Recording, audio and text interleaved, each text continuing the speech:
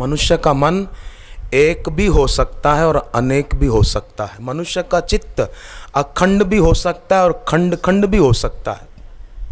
मनुष्य की बुद्धि स्वविरोधी खंडों में बटी हुई हो सकती है, विभाजित हो सकती है और अविभाजित भी हो सकती है। मनुष्य निर्विचार और निर्विकार भी हो सकता है और व्यर्थ चिंतन और विकार वाला भी हो सकता है। निर्विचार और निर्विकार अपने चित्त की स्थिति, उसका नाम ध्यान है। आंखें बंद करके बैठ गए और झोंके खाते रहे, उसका नाम ध्यान थोड़ी है। आंखें बंद करके बैठे रहे और गर्दन झुक गई, आधे घंटे के बाद आंख खुली, क्या कर रहे थे? बोले हम ध्यान कर रहे थे। ध्यान कहते हैं निर्विचार और निर्विकार स्थिति। और निर्विचार होने के लिए अपने विचारों के प्रति जागना जरूरी है। लोग क्या करते हैं, कोई विचार चला न तो बस उसके बारे में सोचना शुरू कर देते हैं। विचार उठा तो उसके बारे में सोचना नहीं, उसके दृष्टा बन जाएं, देखें। विचारों के बारे में सोचेंगे तो गड़बड़ होगी, पर जाग कर देखने से विचारों के साथ तादाद में टूटने लगेगा। और जब विचारों के साथ तादाद में टूटने लगेगा तो निर्विचार स्थिति बनती जाएगी, ध्यान लगने लगेगा, सोचना शुरू कर देते हैं। और जब देखना शुरू कर देते हैं, सोचते नहीं विचारों के बारे में, उनको देखना शुरू कर देते हैं, तो उनसे तादाद में टूटता है और तादाद में भंग के अंतिम छोर पर निर्विचार चेतना का जन्म होता है। उसी प्रकार जैसे बादल छंट जाएं तो निर्मल आकाश दृष्टिगोचर होता है, उसी प्रकार ये व्यर्थ चिंतन, व्यर्थ विचार के बादल छंट जाएं। विचारों से रिक्त चित्ताकाश ही स्वयं की मौलिक स्थिति है अपनी। फिर क्या होगा पता है? फिर जैसे हम भोजन कर लेते हैं तो हमको पचाना थोड़ी पड़ता है, अपने आप पचता रहता है ना, अपने आप उसमें से रक्त बनता है, मेद, मज्जा, हड्डी, वीर्य आदि, वो अपने आप होता है। फिर एक बार ये हो जाए तो फिर वो स्थिति बनी रहेगी। जैसे भोजन पचाना नहीं पड़ता, मेहनत नहीं करनी पड़ती, खाली खाना ही है बस। खाली विचारों के प्रति सजाग होना है, उसके बारे में सोचना नहीं है, देखना है, जागना है, व्यर्थ चिंतन से बचना है। ध्यान का भोजन है। ध्यान क्या है? ध्यान मन से मुक्ति है। और जब गुरु चरणों में प्रीति होगी ना दृढ़, तो करना नहीं पड़ेगा, होने लगेगा। कबीर जी ने कहा ना, मन मरे न माया मरे, मर मर गया शरीर, आशा तृष्णा ना मरी, कह गया दास कबीर।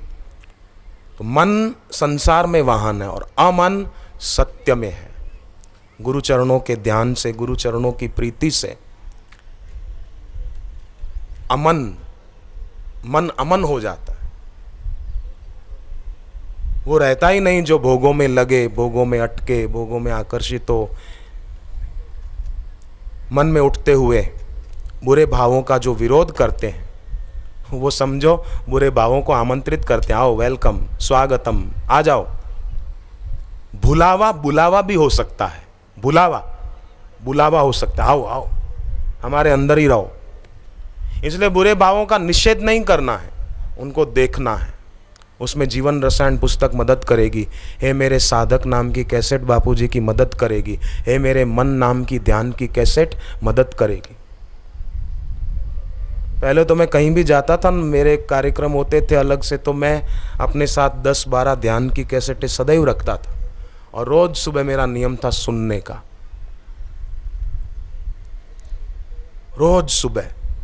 अभी भी मौका मिलता है तो मैं चूकता नहीं। उससे जो उन्नति हो सकती है ना, वो अपने आप बैठे और बुरे भावों का निषेध करे तो निषेध आमंत्रण हो जाएगा। दमन करने से बुरे भाव मन की और भी गहराइयों में चले जाते हैं। दमन नहीं करना है, अमन होना है, और ये संभव है। हमारी उन्नति तेजी से होगी। संघर्ष क्यों करना? अपने आप से संघर्ष करना। मेरे मन में बुरे विचार आते हैं, मेरे मन में बुरे विचार, अपने से क्यों संघर्ष करना? स्वयं से संघर्ष संताप का जनक है, संताप पैदा होगा। अशांति बनी रहेगी, खिन्नता बनी रहेगी। मेरे से साधना नहीं होती, मेरे से साधना नहीं होती, मेरे से साधना नहीं होती। क्यों? मन के बुरे भावों को रोकना नहीं, देखना है। कर्ता ना बने, दृष्टा बने, तभी शांति होगी। हम कर्ता बन जाते हैं, मेरे मन में विचार है, मेरे मन में विचार है। नहीं नहीं, दृष्टा बने, शांत, जीभ को तालों में लगा दें।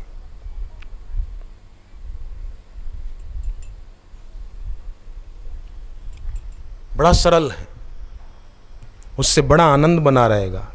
हर क्षण ध्यान की स्थिति में हमारी एक वो बनी रहेगी। कठिन नहीं है, बहुत सरल है। लगन हो तो लगन होनी चाहिए हम सब साधकों की। सत्य की खोज में विज्ञान बाहर देखने की बात करता है, पर धर्म भीतर देखने की बात करता है। बाहर नहीं देखें, भीतर देखें। शांत हो जाएं। पूज्य बापू बार बार चुप साधन का, मौन साधन का, मूक सत्संग का संकेत करते हैं। भगवान बुद्ध प्रवचन कर रहे थे, प्रवचन करते करते अचानक चुप हो गए। अचानक एकदम चुप, बोलना बंद कर दिया। तो लोगों को हुआ क्या हुआ, नाराज हो गए, बोल रहे थे इतना अच्छा और अचानक चुप हो गए। किसी की हिम्मत न हुई बोलने की कि क्या बात है, क्यों नहीं बोलते, नाराज हो गए क्या, क्या हुआ? तब बुद्ध बोले कि देखो, अमुक आदमी के पैर का अंगूठा हिल रहा है, अंगूठा खाली पैर का हिल रहा है। तो वो बोला कि इसमें क्या हो गया, इसमें आपने बोलना बंद कर दिया, पैर का अंगूठा हिल रहा है तो हिल रहा है, हिलने दो। बोले नहीं भैया, तुम्हारे पैर का अंगूठा हिल रहा है तो जरूर तुम्हारा मन भी हिल रहा होगा। तुम्हारा मन भी यहाँ नहीं होगा, तुम्हारा शरीर उपस्थित है परंतु तुम इधर अनुपस्थित हो। तो वो बोला कि महाराज जी मुझे तो पता ही नहीं कि मेरा अंगूठा हिल रहा है। बुद्ध बोले ते लगता है फिर तो तुम सो रहे हो, सजगता के अभाव में जी रहे हो। तुमको पता ही नहीं तुम्हारे पैर का अंगूठा हिल रहा है। मैं कह रहा हूं तो बोलते हो कि मुझे तो पता ही नहीं कि अंगूठा हिल रहा है। अपनी भूल को भूल मानने को राजी नहीं, वो सत्पुरुष नहीं है, दुर्जन है। पर अपनी भूल को भूल मानने को जो राजी है वो आदमी जरूर सत्पुरुष हो जाएगा। जिसको अपनी गलती दिखती है वो सत्पुरुष होने के रास्ते पर है, और जिसको गलती नहीं दिखती वो उल्टे रास्ते पर है। जाना है बद्रीनाथ, जा रहा है दक्षिण में, जबकि बद्रीनाथ उत्तर में है, ऐसा है। इसीलिए निर्विचार और निर्विकार स्थिति अपने चित्त की बनानी हो तो न अपने शरीर को कष्ट देना है, न ऐसा सोचना है कि मेरे मन की चंचलता कैसे मिटे। ये प्रश्न ही नहीं करें। मन की चंचलता मिटाने की बात ही न सोचें। जब मन में छुपा हुआ राग निवृत्त हो जाएगा तो चंचलता भाग जाएगी। सूरज उदय हो जाएगा, अंधेरा चला जाएगा। खिड़की से जाएगा क्या, दरवाजे से जाएगा? नहीं नहीं, नष्ट हो जाएगा। लोग शरीर को कष्ट देते हैं, बेकार में ज्यादा उपवास करते हैं, भूखामरी करते हैं। क्यों शरीर को कष्ट देना? ठीक, एकादशी है, निर्जला एकादशी है, उसका अच्छी तरह उपवास कर लिया। बार बार उपवास, बार बार। सुहागन देवियों को तो ज्यादा उपवास करने ही नहीं चाहिए, पति की आयु कम होती है। स्वपीड़क और पर पीड़क आदमी कभी भी साधना में उन्नत नहीं हो सकता। दूसरों को पीड़ा देता है, अपने शरीर को पीड़ा देता है, वो आदमी साधना में आगे नहीं बढ़ सकता। इसलिए शरीर को कष्ट न दें और मन की चंचलता से मुक्त होने की बात न सोचें। सत्संग, बापू जी का जो तात्विक सत्संग, जैसे अभी हरिद्वार में हुआ था, मन में छुपा हुआ जो राग है उसकी निवृत्ति होगी। राग को निवृत्त करना है। चंचलता, मेरा मन चंचल है। कई लोग बोलते हैं मेरा मन बहुत चंचल है, मेरी इंद्रियां चंचल है। नहीं, राग है तभी चंचल है। राग न हो तो चंचलता टिक नहीं सकती। राग है तभी चंचलता है। कुत्ते के आगे आप रुपया रख दो, कुत्ता खड़ा हो, उसके आगे 1000 रुपए की नोट रख दो, पेशाब करके चला जाएगा। वो थोड़ी उठा के जाएगा, 1000 रुपए की नोट है, ले जाऊं, काम लगेंगे। नहीं नहीं, इंसान के मन में लोभ है, इसलिए रुपया देखकर जी ललचाता है या रुपया पाने की इच्छा होती है। कुत्ते के मन में है ही नहीं लोभ। तो राग होगा तो चंचलता होगी, राग नहीं होगा तो चंचलता क्यों होगी? और राग सत्संग से मिटता है। सत्संगो वासना त्याग।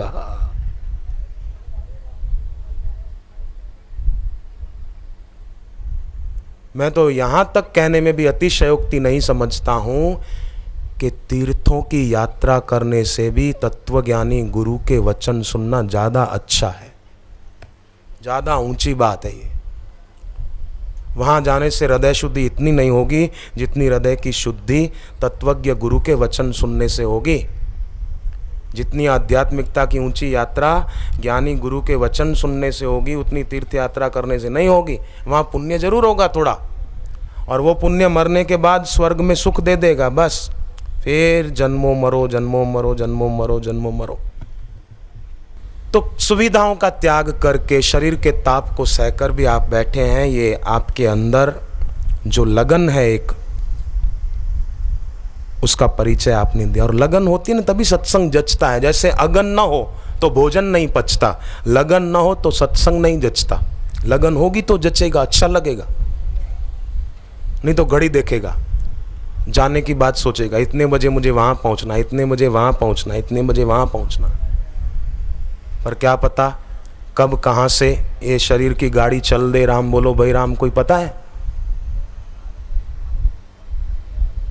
कितने साल हमारी जिंदगी के बीत गए, अब कितने बाकी हैं क्या पता, कोई भरोसा नहीं। शायद इसी का नाम ही है दुनिया। कोई आ रहा है, कोई जा रहा है। किसी के घर देखो तो वरराजा सजाया जा रहा है, और किसी के घर किसी का जनाजा निकाला जा रहा है। शायद इसी का नाम ही है दुनिया। कोई आ रहा है, कोई जा रहा है। इसीलिए वे धनभागी हैं जो सत्संग में आ पाते हैं और आयु पूरी होने के पहले अपने मन को नष्ट कर देते। मनोनाश, वासनाक्षय। बापूजी ने निशब्द को शब्दों में उतारा है हमारे लिए। बापूजी ने अपरिभाष्य की परिभाषा की है हमारे लिए। बापूजी ने अगोचर को गोचर बनाया हमारे लिए, अरूप को रूप दिया। निरंजन का अनुभव, उसकी झांकी अंजन द्वारा, इंद्रियों के द्वारा कराते। जो निरंजन है, निरंजन माने इंद्रियों के द्वारा जिसका अनुभव न किया जा सके, पर अंजन के द्वारा वो कराते हैं। बापूजी के शब्दों की जरा सी चिंगारी विराट का आविर्भाव कर सकती है, करती है।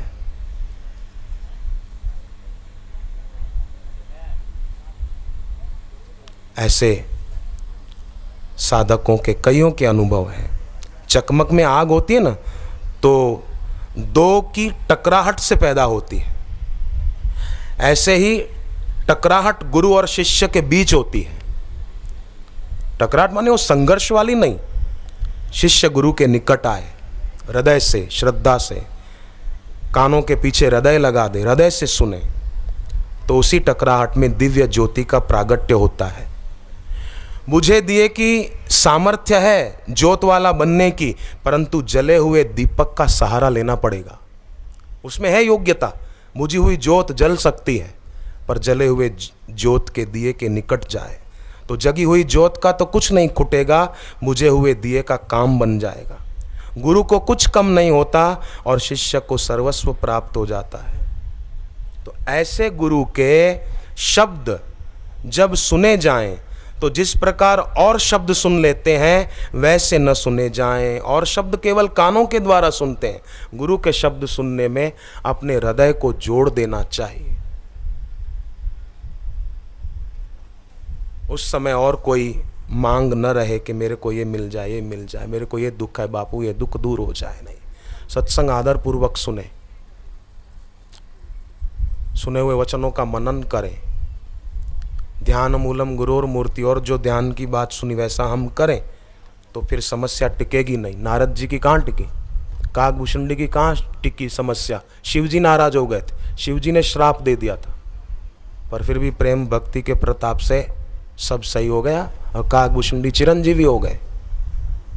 वशिष्ठ जी ने उनका जिक्र योग वशिष्ठ में किया है। तो केवल अपने दुख को ही याद न करें, मैं दुखी हूँ, मैं दुखी हूँ। नहीं नहीं, दुखहारी को याद करें बस। हे अखिलेश्वर, हे त्रिपुरारी, हे ज्ञानेश्वर मंगलकारी, हे अखिलेश्वर, हे गुरुर्ब्रह्मा गुरुर्विष्णु गुरुर्देवो महेश्वरा, हे ज्ञानेश्वर, ज्ञान देने वाले ज्ञानेश्वर मंगलकारी।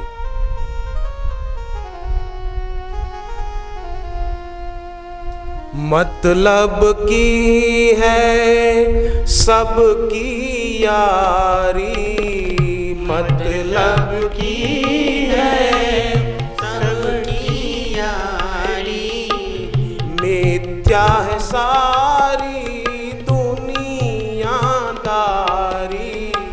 मिथ्या है सारी दुनियादारी, तुम ही हो गुरुवर भव भयहारी, तुम ही हो गुरुवर भव भयहारी। हे अखिलेश्वर, हे त्रिपुरारी, हे अखिलेश्वर, हे त्रिपुरारी, धन्य हुए हम तुमको पाकर, धन्य हुए हम तुमको पाकर, उपकार किया धरा पर आकर, उपकार किया धरा पर आकर, तुमसे है शोभित सृष्टि सारी, तुमसे शोभित सृष्टि सारी, हे ज्ञानेश्वर मंगलकारी, हे ज्ञानेश्वर मंगलकारी।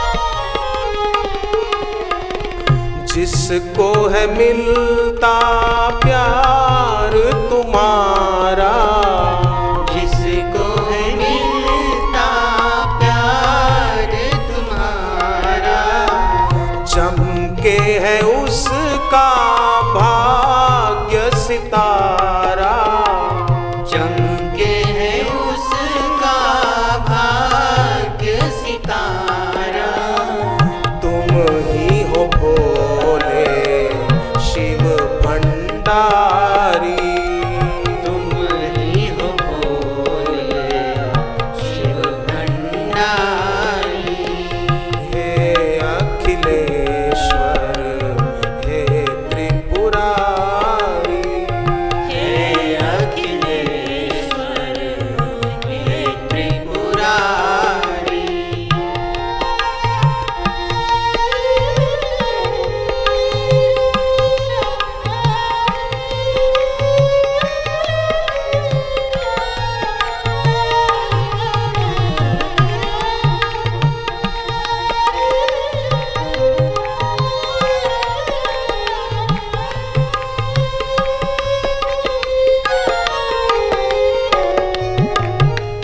सुंदर पावन तुम्हारी छवि है, सुंदर पावन तुम्हारी छवि है। उपनिषदकार कहते हैं सच्चा सौंदर्य किसका है? जिस सौंदर्य को देखकर मन में विकार पैदा हो वो सौंदर्य नहीं है, वो तो बड़ी कुरूपता है जिससे हमारे अंदर विकृति आ जाए, विकार आ जाए, वो सौंदर्य नहीं है। उपनिषद कहते हैं जिस सौंदर्य को देखकर मन की विकृतियां दूर होने लगे, वही सच्चा सौंदर्य है। जिसको देखने से वासना तिरोहित होने लगे, वही सच्चा सौंदर्य है। और गुरुवर के दर्शन से वासना तिरोहित हो जाती है।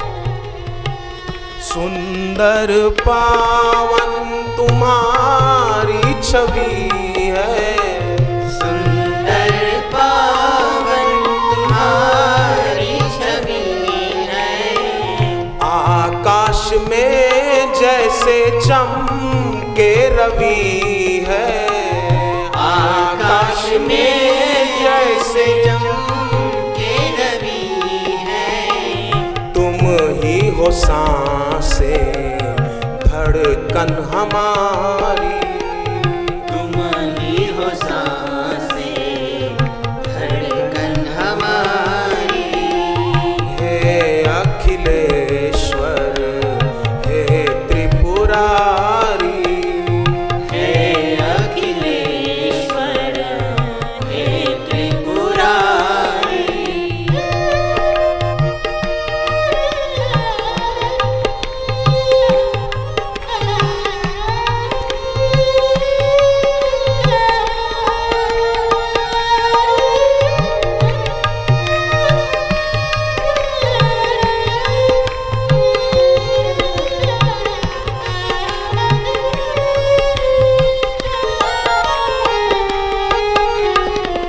दयामय तुम ही दीन दयाला, दयामय तुम ही दीन दयाला।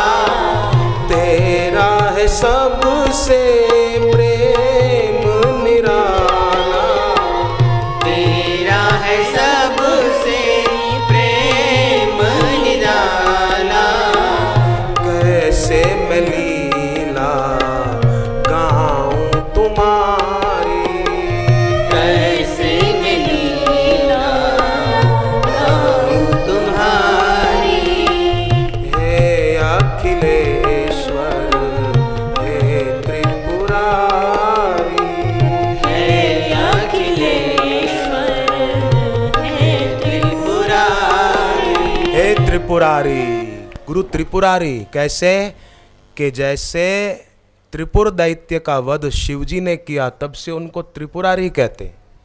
ऐसे ही त्रिपुर काम क्रोध लोभ, जो कहो द्वेष मोह अभिमान, इनको मारने वाले हैं गुरु अपने वचनों के द्वारा। जैसे हनुमान जी ने लंकिनी के सिर पर मुक्का मारा, तो जो लंकिनी हनुमान जी को चोर कह रही थी, वही लंकिनी बदल गई, क्योंकि सिर पे मुक्का लगा तो मुंह से रक्त निकला। ऐसे ही गुरु के वचनों के द्वारा व्यक्ति के विचारों पर, मस्तिष्क पर एक प्रहार हो जाता है और रक्त निकल जाता है, माने राग निकल जाता है। राग निकल जाता है तो जीवन परिवर्तित हो जाता है।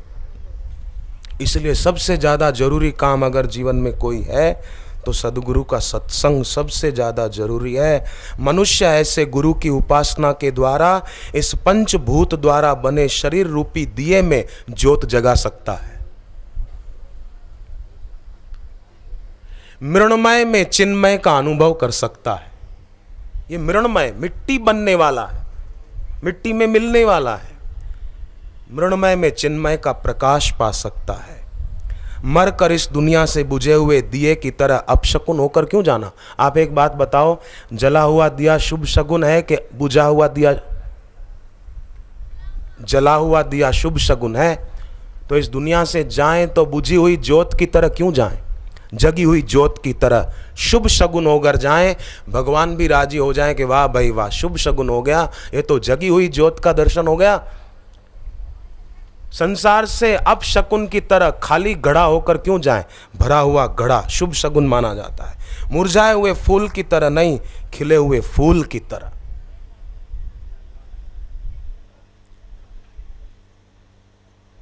गुरुवर ऐसी युक्तियां बताते हैं, ध्यान से सुनना। एक महात्मा थे, उपनिषद पाठ पढ़ाते थे शिष्यों को।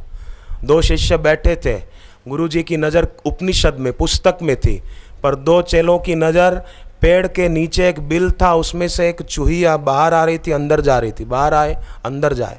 उपनिषद का पाठ पूरा हुआ, गुरुजी ने पुस्तक रखी, दोनों चेलों को पूछा क्यों, कोई बात अंदर उतरी? वो बोले पूरी उतर गई, खाली पूंछ बाहर रह गई।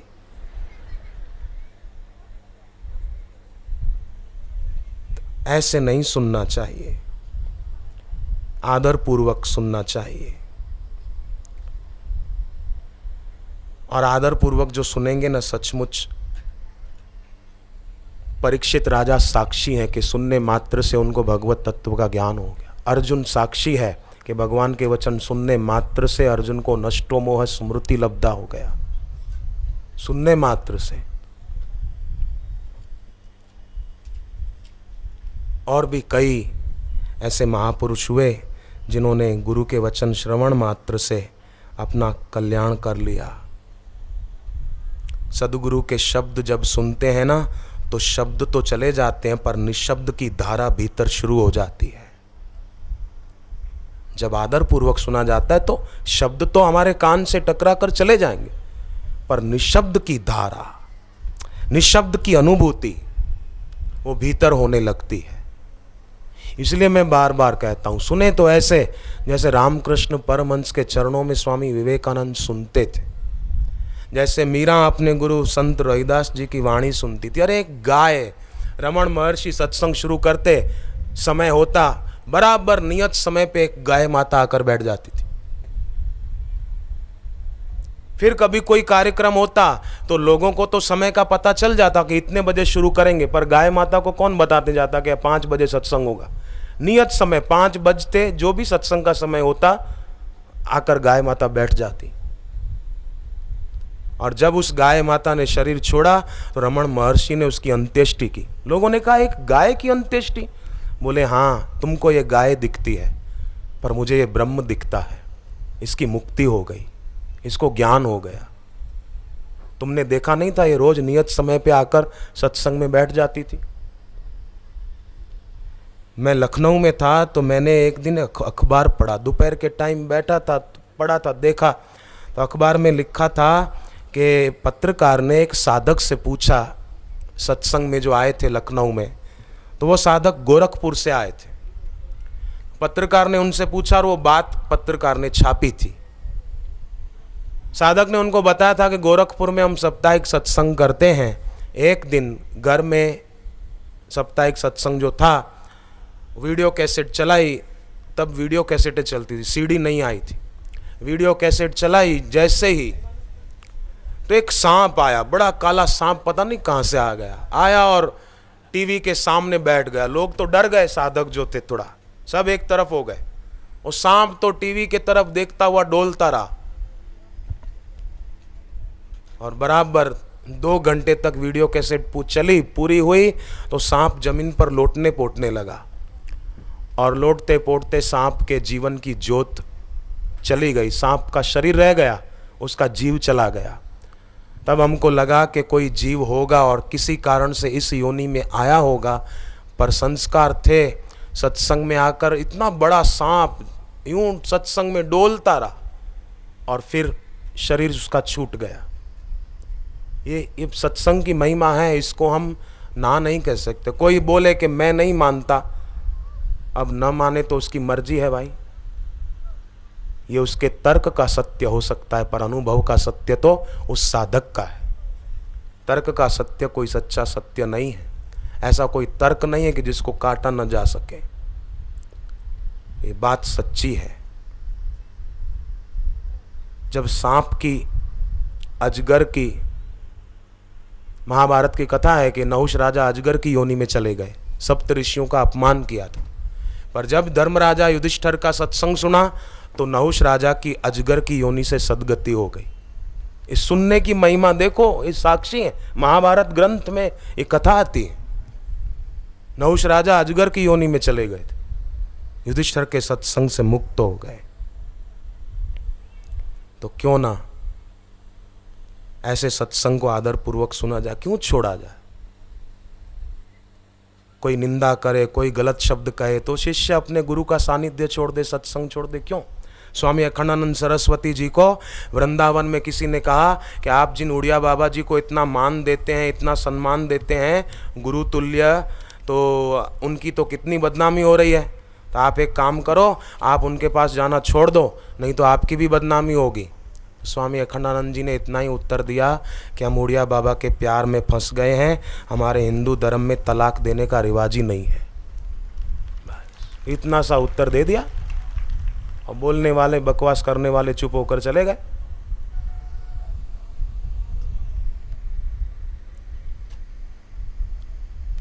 ये संतों ने, महापुरुषों ने अपने जीवन से शिक्षा दी है कि जीवन कैसा होना चाहिए, जीवन कैसा बनाना चाहिए। जन्म मिला है हमको, मृत्यु भी मिल जाएगी, परंतु जन्म और मृत्यु के बीच का जीवन ये महा अवसर है, इसको हम सभी को सार्थक करना है। रेती मिली हुई शक्कर में से चींटी केवल शक्कर ही खा लेती है। ऐसे ही साधक सार सार ले लेता है। फालतू लोगों की जो असार युक्त बातें हैं, निस्सार बातें हैं, उनको साधक छोड़ देते हैं।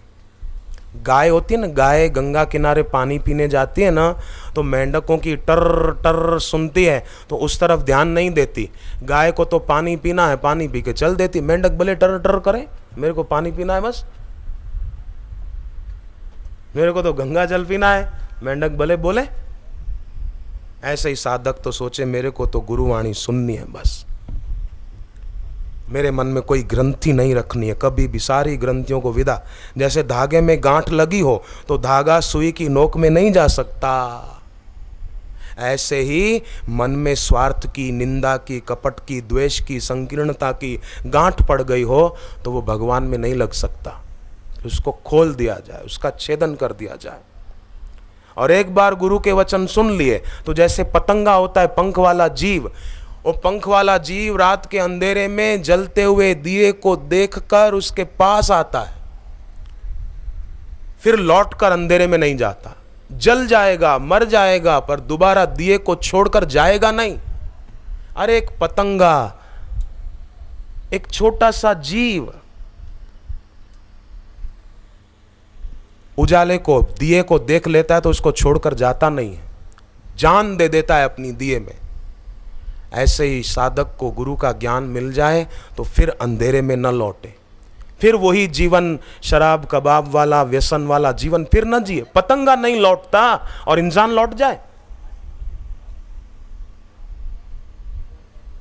संतो जागत नींद न कीजिए, जागते हुए नींद न करें। माने एक बार जागरण हो गया फिर सुषुप्ति में न जाया जाए। जैसे बुद्धिमान लोग सुबह एक बार आंख खुल जाती तो दोबारा सोने की कोशिश नहीं करते, फिर आलस्य में पड़े नहीं रहते। नहीं तो स्वप्न दोष प्रदर रोग इसीलिए होता है, एक बार आंख खुल गई फिर सोने की कोशिश करते हैं आलस्य के कारण। आंख खुली 4 बजे, 4:15 बजे तो फिर न सोएं, फिर तो बैठकर जप करें, मानसिक ध्यान करें, सुमिरन करें, तो आध्यात्मिक उन्नति होगी। अभी थोड़ा फिर से हम अपनी जीभ को ऊपर तालों में लगाएं और निर्विचार निर्विकार स्थिति। स्वामी रामकृष्ण देव बोलते थे, वासना रहित मन सूखी दिया सलाई की तरह है, एक बार घिसने पर आग प्रकट हो जाती है, और मनोरथों और इच्छाओं से घिरा हुआ मन गीली दिया सलाई की तरह है, कितनी ही बार रगड़ो अग्नि प्रकट नहीं होगी। तो ये जीभ को तालों में लगाना, शांत बैठना, वाणी का मौन, ये मानो। मुझे एक और बात सुमरण में आ रही है जो तुलसीदास जी ने कही है। रुई होती है, रुई हम दिया जलाने के काम में लेते हैं, पर रुई अगर पानी में गीली हो जाए तो फिर आप बताओ ज्योत जगेगी? बोलो तो नहीं। परंतु रुई कोरी रहे तो भी ज्योत नहीं जलेगी। ज्योत जलानी है तो रुई को घी में डुबोना पड़ेगा, बाती को, तब ज्योत जगेगी। तो रुई को पानी में गीला नहीं करना है, घी में डुबाना है। ऐसे ही अपने मन को विषय भोगों में गिराना नहीं है, भक्ति में डुबाना है। जे जन रूखे विषय रस, चिकने राम स्नेह, ते जन है प्रिय राम को, कानन बसही की गेह। घर में रहें कि वन में, पर जे जन रूखे विषय रस, विषय रस की तरफ निरसता, नहीं नहीं, मुझे वो रस नहीं चाहिए। चिकने राम स्नेह माने रुई को पानी में गीला नहीं किया, घी में डाल दिया, ज्योत जग गई। दिया सलाई गीली नहीं है, सूखी है, अग्नि प्रकट हो गई।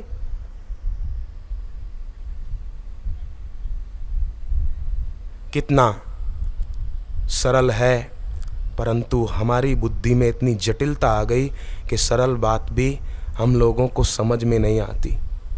गीली मिट्टी होती है ना, गीली मिट्टी से खिलौने और बर्तन बन जाते हैं, पकाई हुई मिट्टी से नहीं बनते। उसी प्रकार लिप्सा की आग में हमारे हृदय की भावना रूपी मिट्टी जल गई। इच्छाओं की आग में ये मिले, ऐसा हो ऐसा हो ऐसा हो, ये भावना रूपी मिट्टी जल गई। गीली मिट्टी हो, बर्तन बन जाएंगे अच्छे। वासनाओं, इच्छाओं, लिप्साओं की आग में ये जले नहीं। उसी के लिए मंत्र जप है, उसी के लिए प्रार्थना है, उसी के लिए सुमिरन है। तो किया जाए नित्य प्रति। अभी करें जीव तालों में लगाकर मन ही मन जप करें थोड़ा। यहाँ तो जप भी न करना हो तो शांत बैठे, निर्विचार। जीव तालों में लगा देने से मानसिक संतुलन बहुत अच्छा बना रहता है। जीभ ठीक से ऊपर तालों में लगा दें तो मन की चंचलता नष्ट करने में मदद मिलती है। और गुरु वचनों का मनन करने से राग नष्ट होता है, तो चंचलता टिकेगी कहाँ। जो रोज इस प्रकार जीभ तालों में लगाकर थोड़ी देर ऐसे बैठे, फिर ऐसे सहज ध्यान जप करे और 40 मिनट तक एकटक अपलक नेत्रों से गुरुदेव के श्री चित्र की ओर देखते रहें, तो उन पर किसी का सम्मोहन नहीं चल सकता। कोई जादू टोना उच्चाटन उस पे काम नहीं कर सकता। करके देखें, 40 दिन तक कोई सतत उसके संकल्प पूरे होने लगेंगे, उसके मनोरथ पूरे होने लगेंगे। कभी किसी के आगे हाथ नहीं फैलाना पड़ेगा, कभी किसी को जन्म पत्री दिखाने की जरूरत नहीं पड़ेगी। हाथ की रेखाएं परिवर्तित होने लगेगी, भाग्य की रेखाएं परिवर्तित होने लगेगी। दृढ़ होकर बैठे।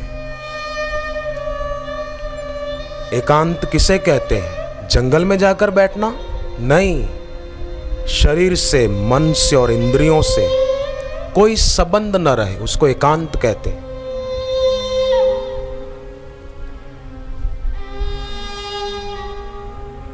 हमारे गुरुदेव असंग हैं, हमारे गुरुदेव तत्वज्ञानी हैं, तो उनके ध्यान से हमें भी वो ऊंचाई प्राप्त होगी।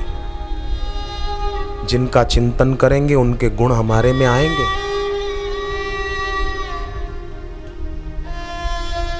द्वापर युग के अंत तक तत्वज्ञानी गुरु की ही पूजा उपासना होती थी। ये तो बाद में देखा कि कहीं पाखंड न चल पड़े, लोग ऐसे ही उपनिषद पढ़कर अपने को ब्रह्मज्ञानी घोषित न कर दे और गुरु बन जाएं। इसीलिए उन्हीं तत्वज्ञानी महापुरुषों ने मूर्ति पूजा की परंपरा चलाई।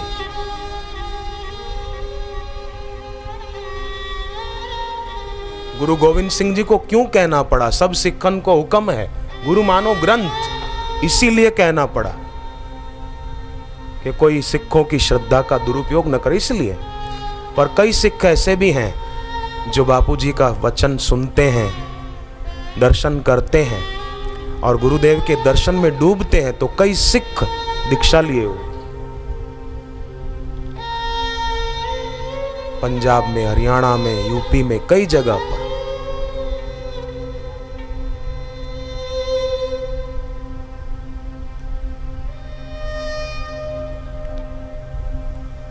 फिर साधकों की श्रद्धा ऐसी बढ़ती है कि साधक फिर अपने गुरुदेव के लिए भी, अपने लिए नहीं, कई साधक तो अपने गुरुदेव के लिए जप करते हैं कि हमारे गुरुदेव की आयु लंबी हो, हमारे गुरुदेव दीर्घ आयु, हमारे गुरुदेव स्वस्थ हो। ऐसे प्रेमी हो जाते, उनको अपनी परवाह नहीं रहती, तो उनकी परवाह अपने आप करने वाला करता है। जे तू मेरा होए रहे ता सब जग तेरा होए रहे।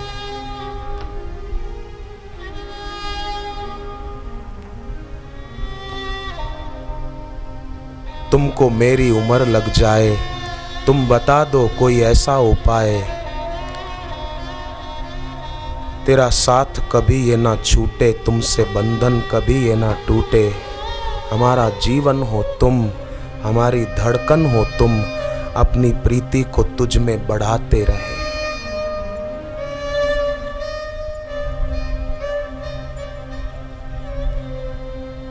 बुद्धि की सात्विकता साधकों की बढ़ती है। एक लड़का मोटरसाइकिल पे जा रहा था, उसका दोस्त भी था दूसरी मोटरसाइकिल पे। सामने रात का टाइम था, दूर से दो बत्तियां चमकती हुई दिख रही थी, आ रही है। एक ने कहा देख, दूर से वो दो मोटरसाइकिलें आ रही है, मैं उसके बीच में से अपनी मोटरसाइकिल निकाल लूंगा। रेस दे दी। अब वो दो लाइटें मोटरसाइकिल की नहीं थी, एक ट्रक की थी। धड़ाक टक्कर हो गई, बेहोश हो गया, हॉस्पिटल ले जाया गया। छठे दिन होश में आया। दोस्त ने कहा मैं तो कह रहा था ऐसे मत चला, माना नहीं। बोले मैं तो बिल्कुल सही था अपनी जगह पे, पर वो बीच वाली मोटरसाइकिल लेकर जो आ रहा था उसने लाइट बंद रखी हुई थी, नहीं तो ऐसा हाल नहीं होता। अब वो मोटरसाइकिल थी नहीं, ट्रक थी।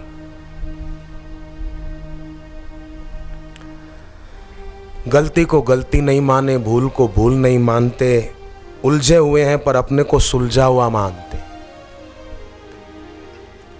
समझो कागज की नाव में बैठकर यमुना पार जाने की सोच रहे हैं, यमुना नदी के पार। हाँ, कैसे जाएंगे?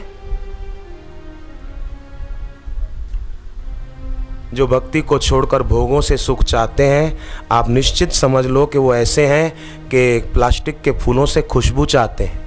कैसे मिलेगी आप बताओ? जो भक्ति को छोड़कर भोगों से सुख चाहते हैं, किसी वस्तु व्यक्ति को चाहकर सुख चाहते हैं, वो समझो ऐसे हैं कि मरुभूमि में जाकर प्यास मिटाना चाहते, रेगिस्तान में जाकर प्यास मिटाना चाहते हैं। जो भोग भोग कर सुखी होना चाहते हैं, समझो वो ऐसे हैं कि जहर पीकर अपनी प्यास मिटाना चाहते हैं। कैसे मिटेगी? उनका जीवन ही मिट जाएगा। पर साधक अच्छे, साधक भोगों को नहीं चाहते। साधक तो बोलते हैं, साधक के दिल की आवाज होती है, हम तुमको चाहते हैं, हम तुमको मानते हैं, हम तुमको चाहते हैं, हम तुमको मानते हैं। गुरुवर शरण दे देना, वरदान मांगते हैं।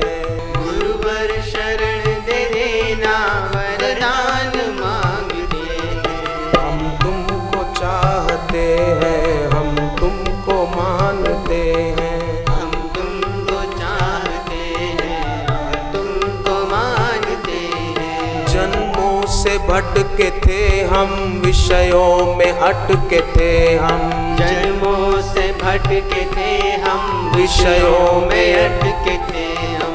मोह नींद से जगा कर तुमने हमें बचाया, मोह नींद से जगा कर तुमने हमें बचाया।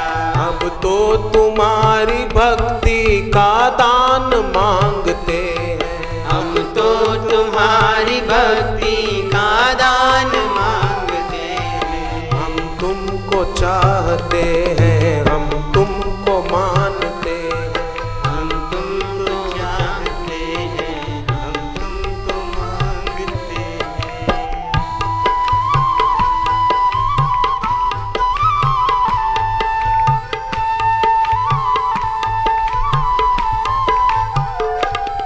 ना है कोई भी चाहत, तुमसे मिली है राहत, ना है कोई भी चाहत तुमसे मिली है राहत। बेचैन मन ने गुरुवर तुमसे करार पाया, बेचैन मन में गुरुवर तो तेरी प्रसन्नता और प्रेम मांगते हैं। हम तो तेरी प्रसन्नता और प्रेम मांगते हैं। हम तुमको चाहते हैं, हम तुमको मानते हैं। हम तुमको चाहते हैं, हम तुमको मानते हैं।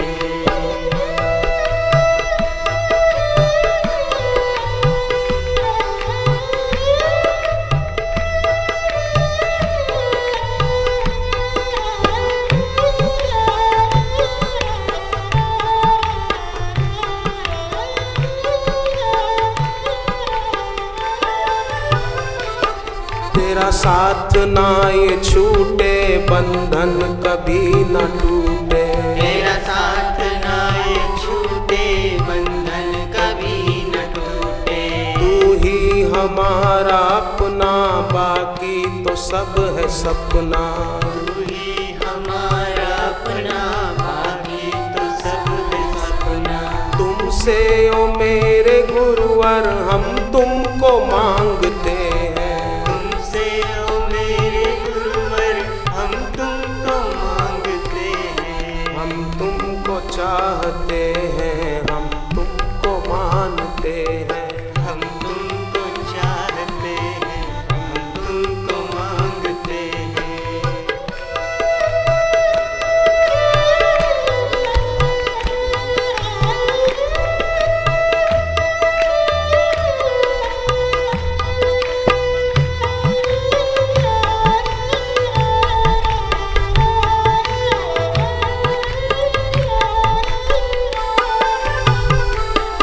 जब से है तुमको पाया, तेरी मिली है छाया। जब से है तुमको पाया, तेरी मिली है छाया। तब से हमारे बेरंग जीवन में रंग आया। तब से हमारे बेरंग जीवन में रंग आया। नित्य दर्शनों का तेरे सौभाग्य मांगते हैं। नित्य दर्शनों का तेरे सौभाग्य मांगते हैं। हम तुमको चाहते हैं, हम तुमको मानते हैं। हम तुमको चाहते हैं, हम तुमको मानते हैं।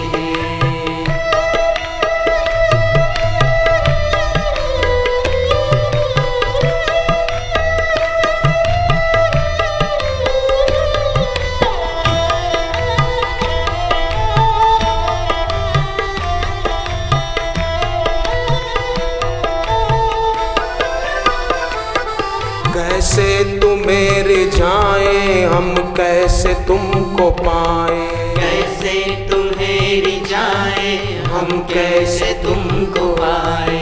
तेरे बिना ये जीवन हमने यूं ही गंवाया। तेरे बिना ये जीवन हमने यूं गवाया। अब तो सतत तुम्हारा ही ध्यान मांगते हैं।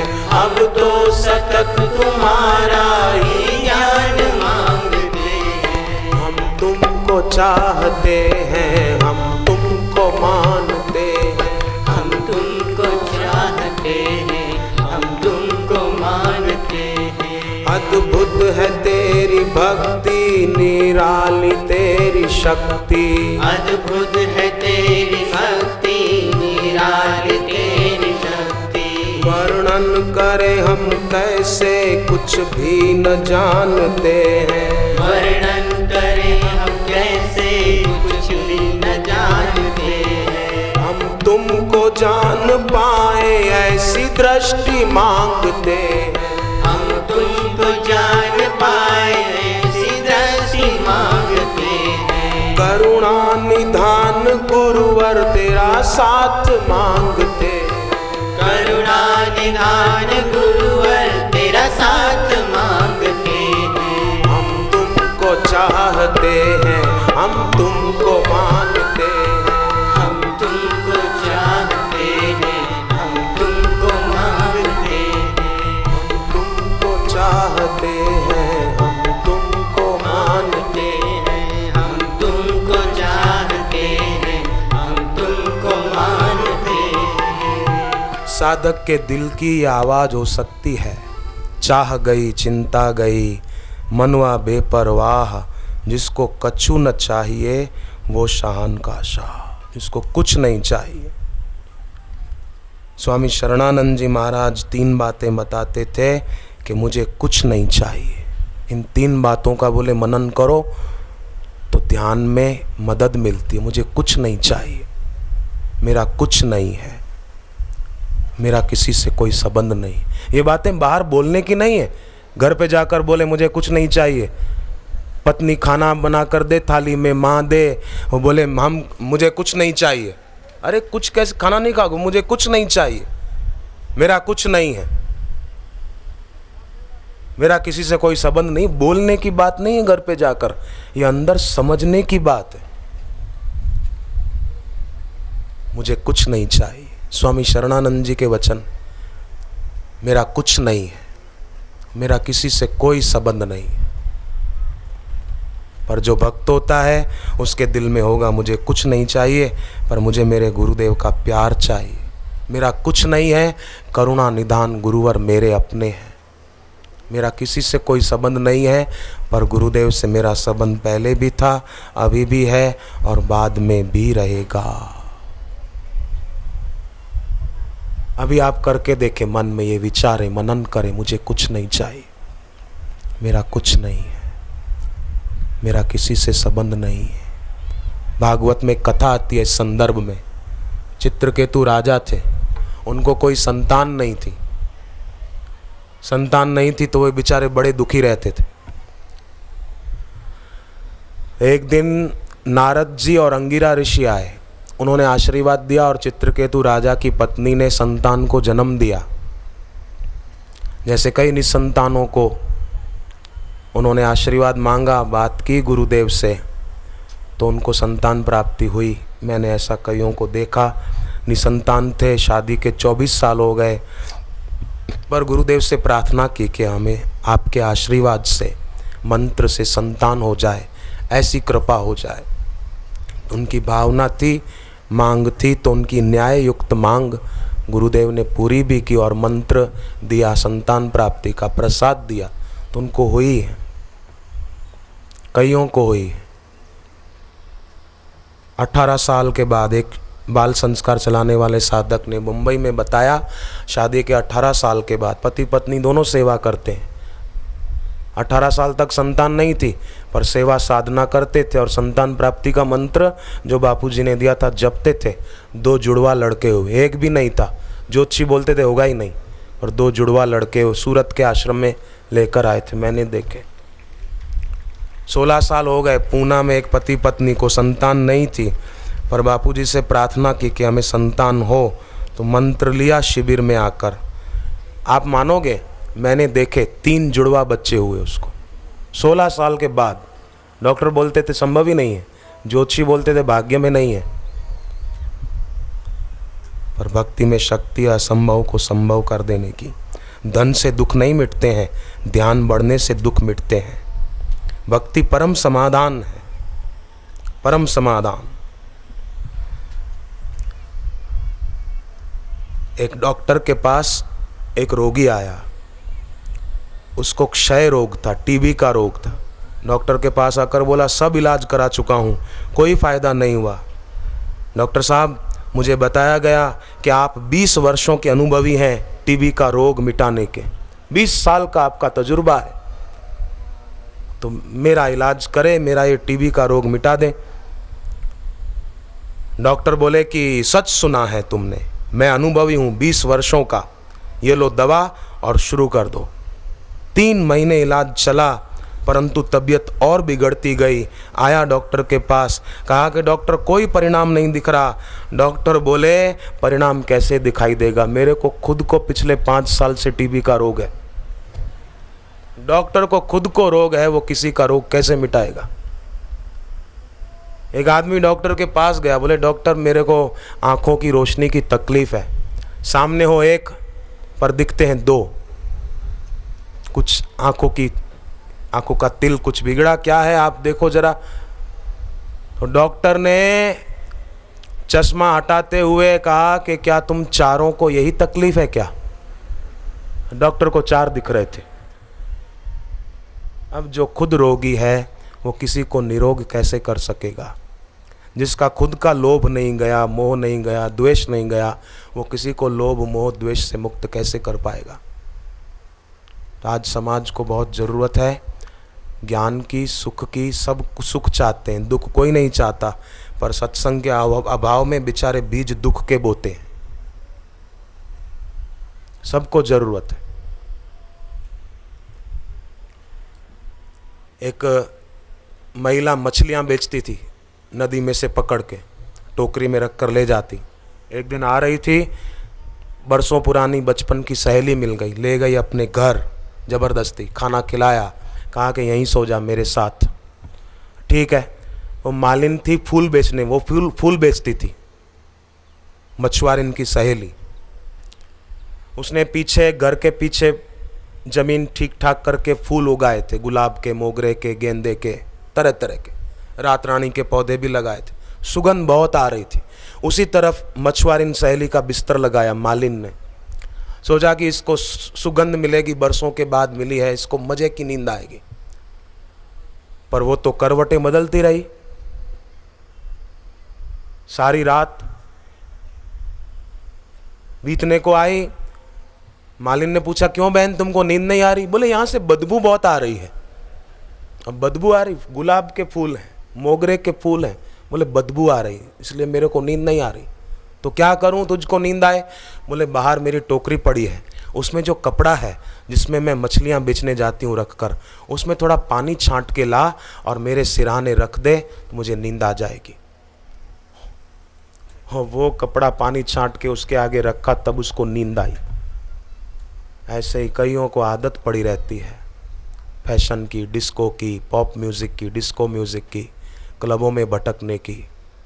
सत्संग के लिए बोले टाइम नहीं है, मैं तो बहुत बिजी हूँ, मेरे पास टाइम नहीं है। घड़ी देख कर बोलेंगे टाइम नहीं है। टाइम नहीं है तेरे पास, पर टाइम बताने वाली घड़ी तो है तेरे पास।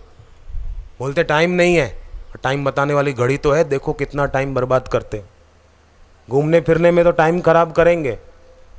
यूरोप जाऊं, स्विट्ज़रलैंड जाऊं, उधर घूम के आऊं, अमेरिका घूम के आऊं, लंदन घूम के आऊं, दुबई घूम के आऊं, उसके लिए टाइम है, पर ध्यान में बैठने के लिए टाइम नहीं। I am very busy. तो भगवान भी बोलेंगे तू था बड़ा बिजी, तो मैं तेरे लिए क्यों होऊंगा इजी? तू नरक में जा, पधारो, आपके लिए द्वार खुला है। पर बुद्धिमान वे हैं जिनको साधना के लिए समय मिल पाता है। और समय, अभी जैसे आप बैठे तो ये समय, कोई आपको लगता है कि समय हमारा निरर्थक जा रहा है? ऐसा लगता है किसी को? बोलो भाई बहनों, आपको लगता है कि हमारा समय बेकार जा रहा है ना? किसी को लग भी सकता है। मैं बताऊं कैसे? किसी को ऐसा लग सकता है कि हम तो बड़ी देर से आकर बैठे हैं, अभी तक बापूजी नहीं आए। हो सकता है किसी को लगे, पर सावधान, बापूजी भले अभी बाहर से यहाँ नहीं दिख रहे हैं, पर फिर भी बापू की नज़र हम सब पर है, तभी इतनी शांति से बैठ पाते, नहीं तो नहीं बैठ पाते। फूल गुलाब का एकांत निर्जन स्थान में खिले, फिर भी फूल अपनी सुगंध हवाओं को लौटाता है। निर्जन स्थान में दिया जलाओ अंधेरे में, तो भी वो प्रकाश तो देगा ही। ऐसे ही गुरुजी भले अपनी कुटिया में हो, आने की तैयारी में हो, पर फिर भी उनका प्रकाश ही हम सबको इतनी देर से शांति से बिठाए रख सकता है। नहीं तो कौन बैठे, राम कहो राम, उठ के चल दे, बोले जय सिया राम, आएंगे फिर कल सुबह हम। नहीं, पर बैठे हैं, आस लगाए बैठे हैं, मन में विश्वास जमाए बैठे हैं। तो अभी जो मैं अक्सर, कई बार मैंने पहले भी कहा, पुराने सत्संगियों ने सुना होगा कि अभी इस समय जो हमारे अंतःकरण की स्थिति है, ऐसी स्थिति अगर सदा बनी रहे ना तो कल्याण हो सकता है। अभी स्थिति कैसी है? अभी चिंतन किसी का नहीं है, वस्तु व्यक्ति का, अभी गुरु जी का है। अगर ऐसी स्थिति बनी रहे, सतत उनका सुमिरन रहे, गुरु की याद करनी नहीं चाहिए किसी को भी। आपको लगेगा कि आहा बड़े आश्चर्य की बात है, गुरु की याद नहीं करनी चाहिए। नहीं करनी चाहिए, गुरु की याद करनी नहीं चाहिए, गुरु की याद रहनी चाहिए। करनी पड़े ये बड़े दुख की बात है। रहनी चाहिए, ये आनंद की बात है। जैसे सांस रहती है, जैसे धड़कन रहती है नींद में भी, ऐसे रहनी चाहिए।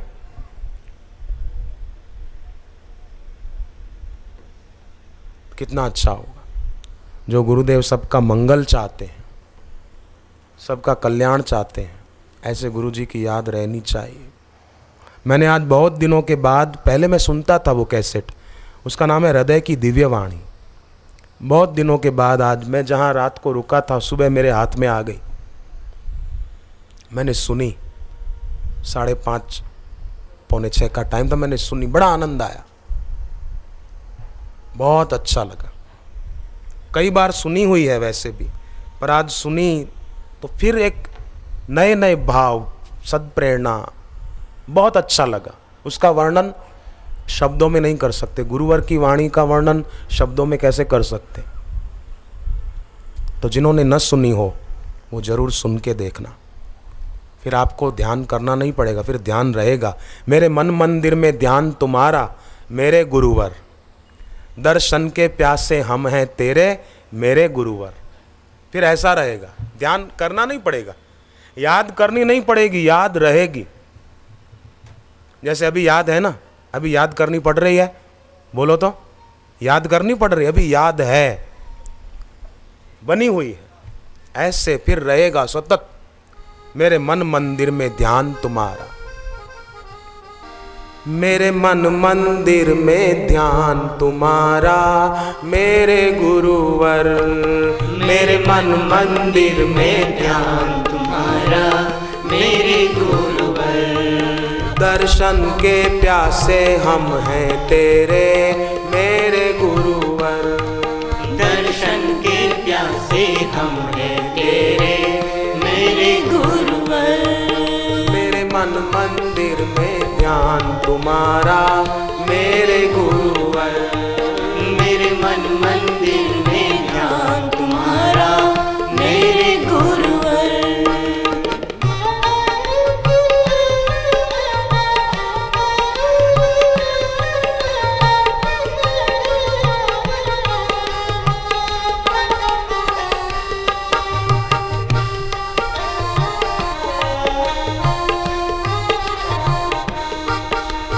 चौरासी को मिटाने वाले, 84 को मिटाने वाले, माया जाल हटाने वाले, माया जाल हटाने वाले, तेरी महिमा वर्णि न जाए मेरे गुरुवर, मेरे मन मंदिर में ध्यान तुम्हारा मेरे गुरुवर, मेरे मन मंदिर में ध्यान तुम्हारा।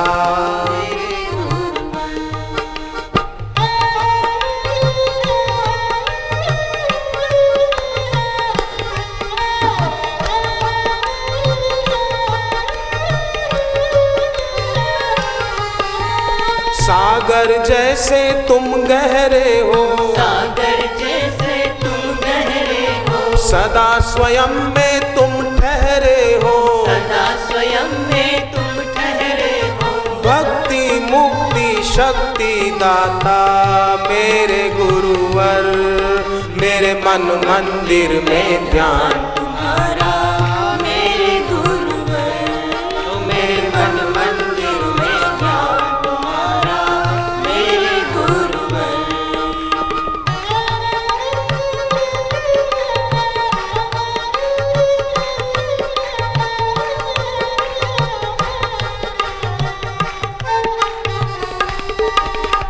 ज्ञान की गंगा बहाने वाले, ज्ञान की गंगा बहाने वाले, भक्ति की ज्योत जगाने वाले, भक्ति की ज्योत जगाने वाले, सब भक्तों के तुम हितकारी मेरे गुरुवर, मेरे मन मंदिर में ध्यान तुम्हारा मेरे गुरुवर, मेरे मन मंदिर में ध्यान तुम्हारा मेरे गुरुवर।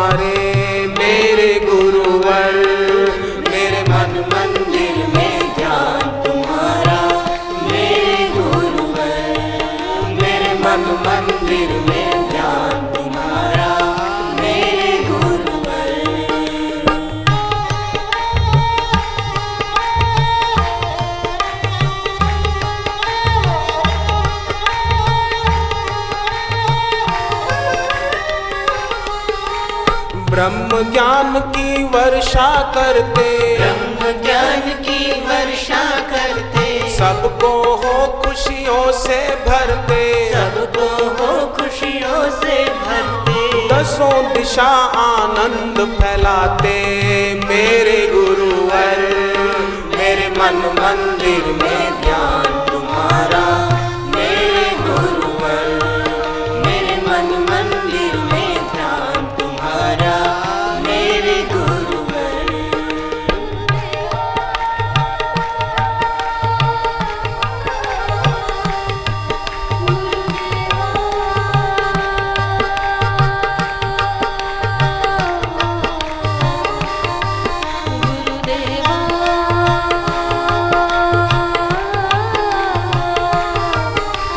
सतत दया बरसाने वाले, सतत दया बरसाने वाले, सबका मन हर्षाने वाले, सबका मन हर्षाने वाले, सबका मन हर्षाने वाले, सबका मन हर्षाने वाले, तुमको कोटि कोटि वंदन। मेरे गुरुवर, मेरे मन मंदिर में ध्यान तुम्हारा, मेरे गुरुवर, मेरे मन मंदिर में ध्यान तुम्हारा, मेरे गुरुवर।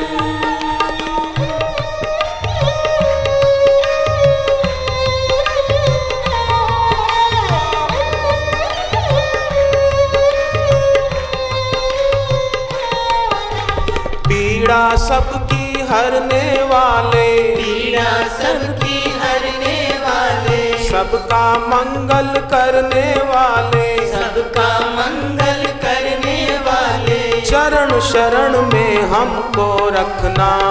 मेरे गुरु